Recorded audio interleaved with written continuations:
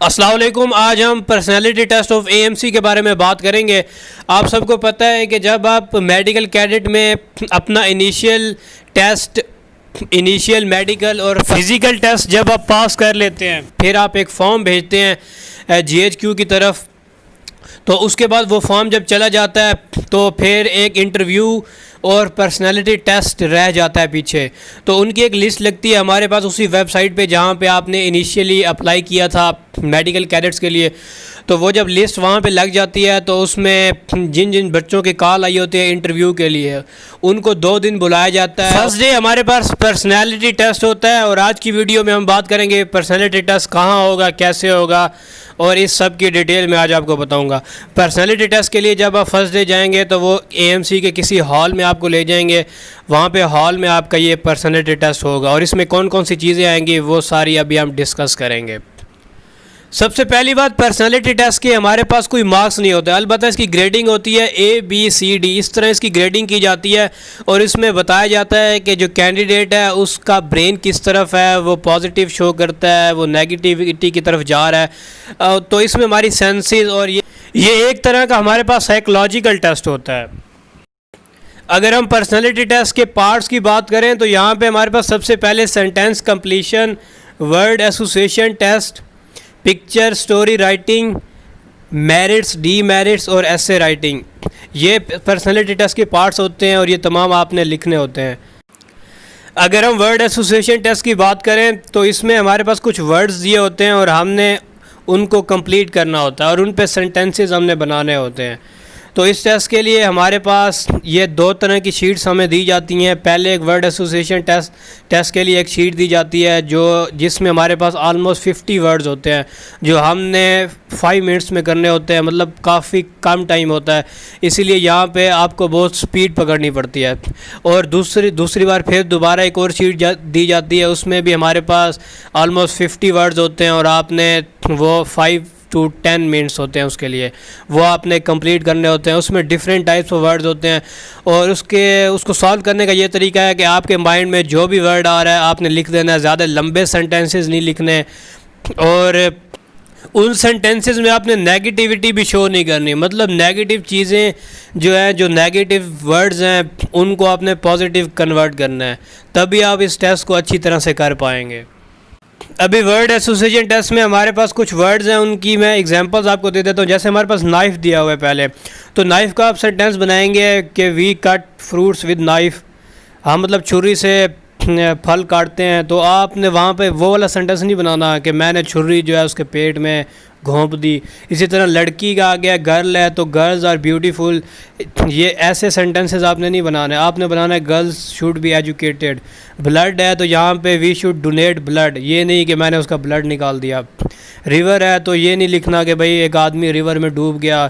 तो ये ऐसे जो नेगेटिव सेंटेंसेस हैं ना, वो आपने इन वर्ड से बिल्कुल नहीं बनाना। इसी तरह ब्यूटीफुल है तो पाकिस्तान इज़ ब्यूटीफुल हम बना सकते हैं, बजाय इसके द गर्ल्स आर ब्यूटीफुल। तो ऐसे सेंटेंसेस को आपने इग्नोर करना है और नेगेटिव सेंटेंसेस आपने बिल्कुल नहीं लिखने हैं, हमेशा पॉजिटिव सेंटेंसेस लिखने हैं, क्योंकि ये टेस्ट है ही पॉजिटिविटी का। और वो आपका ब्रेन, वो आपकी सेंसेस, वो हर चीज़ वो पढ़ के आप अंदाज़ा लगाएगा कि आप में कितनी काबिलियत है और आप किस माशरे से आए हैं, आप किस सोसाइटी से आए हैं। वो उन सेंटेंसेस से अंदाज़ा लगा लेगा कि आप कौन सी सोसाइटी से आए हैं, कहाँ से पढ़ के आए हैं। तो ये चीज़ आपने बिल्कुल इन सेंटेंसेस में परहेज़ करनी है। सेकेंड टाइप ऑफ टेस्ट जो हमारे पास होता है उसे हम सेंटेंस कंप्लीशन का नाम देते हैं। इसमें हमारे पास हाफ सेंटेंसेस दिए होते हैं, हमने उन्हें कंप्लीट करना होता है। यहाँ पे भी आपने वही मेथड फॉलो करना है जो पीछे मैंने आपको बताया था, बिल्कुल नेगेटिव सेंटेंसेस नहीं लिखने, चाहे वो सेंटेंस नेगेटिविटी की तरफ जा रहा हो, आपने उसे पॉजिटिव करना है। मकसद इस टेस्ट का यही है। और यहाँ पे हमें 2 शीट्स दी जाती हैं, एक में 30 होते हैं, दूसरे में भी 30 होते हैं। तो वहाँ पे आपको टाइम दिया जाता है 8 मिनट, 5 मिनट, 6 मिनट, अभी मुझे एग्जैक्ट याद नहीं है लेकिन इतना ही टाइम होता है, 5, 6 या 7 मिनट होते हैं। और आपने मतलब 60 सेंटेंसेस जो होते हैं वो कंप्लीट करने होते हैं इसमें। और यहाँ पे आपने शॉर्ट सेंटेंसेस लिखने हैं, बड़ी बड़ी कहानियाँ नहीं लिखनी यहाँ पे। जैसे मैं आपको एग्जांपल देता हूँ कि इन द रेनी डे, एक सेंटेंस आ गया हमारे पास, तो ये लास्ट ईयर वैसे आया भी था। In the rainy day we enjoyed our self, ठीक है, हम ऐसे इसको कर सकते हैं, बजाय इसके कि इन द रेनी डे उसे करंट लग गया, इन द रेनी डे हम गिर पड़े, इन द रेनी डे। तो ऐसे नेगेटिव सेंटेंसेस नहीं बना रहे हैं। इसके बाद आफ्टर मीटिंग माई एनिमी, अपने दुश्मन को मिलने के बाद मैंने उसे माफ़ कर दिया, ठीक है। After meeting my enemy I forgive him. तो ऐसे सेंटेंसेस आपने बनाने हैं। तो उसके बाद नाउ अ डेज़ है, now a days I am working very hard, now a days. तो ऐसे मतलब पॉजिटिव सेंटेंसेस आप बना सकते हैं, बजाय इसके कि नाउ अ डेज़ करप्शन ज़्यादा हो गई है, नाउ अ डेज़ जो है रेप केसेस ज़्यादा हो रहे हैं। ऐसे सेंटेंसेस आपने इग्नोर करने हैं वहाँ पे बिल्कुल। In the morning I go for walk. तो इस तरह आपने इन सेंटेंसेस को कंप्लीट करना है, बिल्कुल शॉर्ट शॉर्ट लिखना है और ज़्यादा लंबे भी नहीं करने, क्योंकि टाइम वहाँ पे शॉर्ट होता है। ये ना हो कि आप सेंटेंसेस लंबे लंबे करते जाओ और आधे सेंटेंसेस भी पूरे ना हो। तो इस तरह आपने शॉर्ट शॉर्ट सेंटेंसेस करने हैं और पॉजिटिविटी शो करनी है। मेन मकसद इस टेस्ट का यही है, पॉजिटिविटी। अगर आप पॉजिटिविटी शो करोगे तो आप इस टेस्ट में अच्छे ग्रेड्स हासिल कर सकते हो। नेक्स्ट क्वेश्चन में ये होता है कि हमें एक पिक्चर दिखाई जाती है और उस पिक्चर पे हमने एक स्टोरी लिखनी होती है। पिक्चर हमें 30 सेकंड के लिए दिखाई जाती है और 5 मिनट हमें दिए जाते हैं। हमने 5 मिनट में उस स्टोरी को कंप्लीट करना होता है। एक पेज तक स्टोरी लिखनी होती है और उस स्टोरी का कोई ना कोई मॉरल होना चाहिए। मतलब ये नहीं कि कोई बेमायनी स्टोरी, मीनिंगलेस स्टोरी आप लिख के चले जाएँ। तो इसमें एक पिक्चर सपोज मैं आपको दिखाता हूँ। यहाँ पे एक पिक्चर हमें नज़र आ रही है कि एक औरत है, वो अपनी बेटी के साथ बैठी हुई है, सोई हुई है बल्कि बेड पे, और लड़की जो है वो बहुत परेशान है, औरत भी बहुत परेशान है। तो इसकी स्टोरी इस तरह भी तो बन सकती है कि मतलब एक औरत अपनी बेटी के साथ बैठी थी और रात में उनके खावंद दफ्तर से मतलब अभी तक आए नहीं थे, तो एक चोर ने हमला कर दिया और उनकी चोरी होगी। तो बजाय इस स्टोरी को यूँ बनाने के आपने पॉजिटिव स्टोरीज़ बनानी है। मतलब ये जो स्टोरी है आपने इसको पॉजिटिविटी की तरफ लेके जाना है। इस स्टोरी को हम यूँ भी तो बना सकते हैं पॉजिटिव में कि वो उनको देर होगी उनके खावन को आने में, तो उनके खावन थोड़ी देर तक आ गए और उसके बाद उनके खावन से पूछा गया कि आप क्यों लेट थे, तो उन्होंने बताया कि वो रास्ते में कि उन्होंने किसी की हेल्प करनी थी। तो ऐसे आप बना सकते हैं। तो इसमें आपने पॉजिटिविटी स्टोरीज़ में शो करनी है। दूसरी बात, स्टोरी लिखते हुए आपने इंग्लिश में ये स्टोरी लिखनी होगी, इसलिए आपको इंग्लिश की ग्रामर सही तरह आती हो। आपने कोई स्पेलिंग मिस्टेक वहाँ पे नहीं करनी और कीड़े मकोड़े नहीं मार देने वहाँ पे। क्लियर एंड कट लिखना है, नीट एंड क्लीन लिखना आपने, ताकि जो रीडर है वो आपकी लिखी हुई चीज़ को पढ़ सके। आप जितना क्लियर और जितनी अच्छी स्टोरी लिखोगे उतनी आपके मार्क्स ज़्यादा होंगे, उतनी आपकी ग्रेडिंग जो है वो ज़्यादा होगी।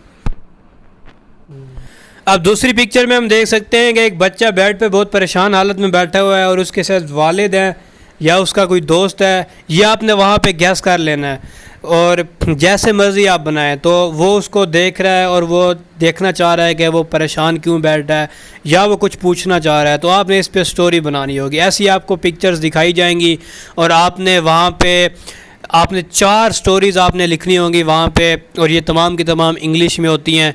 तो ऐसी 4 पिक्चर्स आपको 30-30 सेकंड के लिए दिखाई जाएंगी और आपने 5 मिनट में इन पर स्टोरी क्रिएट करनी होगी। इसलिए पर्सनैलिटी टेस्ट की प्रैक्टिस आपने खूब करनी है।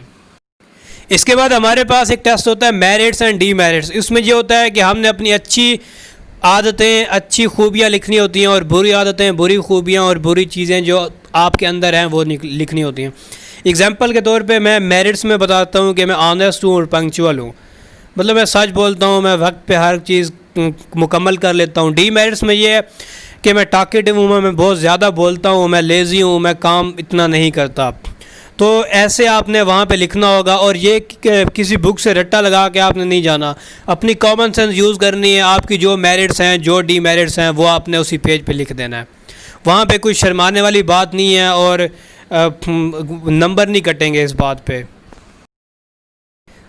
इसके बाद हमारे पास एक एसे राइटिंग का टेस्ट होता है। इस एसे या पैराग्राफ में हमसे कोई डिटेल में कुछ नहीं लिखवाते। वो बेसिकली यहाँ पे एक छोटा पैराग्राफ होता है जिसमें हमने टॉपिक्स कुछ ऐसे हो सकते हैं, happiest day of my life, horrible accident. तो ऐसे टॉपिक्स जो हैं वो देते हैं और इन टॉपिक्स के ऊपर ना हमने एक पैराग्राफ ऐसे लिखना होता है। यहाँ पे भी आपने पॉजिटिविटी शो करनी होती है और आपने सच सच लिखना होता है। लास्टली हमारे पास एक फॉर्म फिल करना होता है हमने, उसमें हमारी पर्सनल डिटेल्स होती हैं, मतलब अपनी फैमिली की, बहन भाइयों की, ख़ानदान की डिटेल्स होती हैं उसमें, वो आपने लिखनी होती हैं। इसके अलावा आपकी अपनी डिटेल्स, मतलब आपका कहीं एक्सीडेंट हुआ हो, आपको कोई बीमारी हुई हो, तो ऐसी जो चीज़ें होती हैं वो आपने सच सच वहाँ पे लिखनी होती हैं। आप स्मोकिंग करते हो नहीं करते, ड्रग्स वगैरह हर चीज़ जो होती है वो उसकी डिटेल आपने वहाँ पे लिखनी होती है। इसके अलावा एकेडमिक डिटेल्स, मतलब आपने एफएससी कहाँ से की थी, आपके एफएससी में कितने मार्क्स है, मैट्रिक में कितने मार्क्स थे, और आप जो स्पोर्ट्स खेलते हो, हॉबीज़ वगैरह हर चीज़ उसकी डिटेल्स होती हैं वहाँ पे। मतलब वो काफ़ी लेंथी और बहुत बड़ा फॉर्म होता है और उस पर कम से कम आपके 2 घंटे लगते हैं, लेकिन उसके मार्क्स नहीं होते। वो फॉर्म, उसमें उस फॉर्म में आपने जो जो चीज़ें लिखी हैं आपने अपने जहन में रखनी है, क्योंकि वही फॉर्म होता है जो अगले दिन जो जब आपका इंटरव्यू होता है तो वो फॉर्म टेबल के ऊपर पड़ा होता है, आपके उनके सामने पड़ा होता है और उनको पता होता है कि आपने कौन कौन सी चीज़ें जो थी उसमें लिखी थी और अभी आप क्या बोल रहे हो। तो इससे अच्छा आपने हर चीज़ वहाँ पे सच सच बतानी है। Thank you very much for watching this video. अगर वीडियो पसंद आई हो तो लाइक और शेयर करना मत भूलिएगा।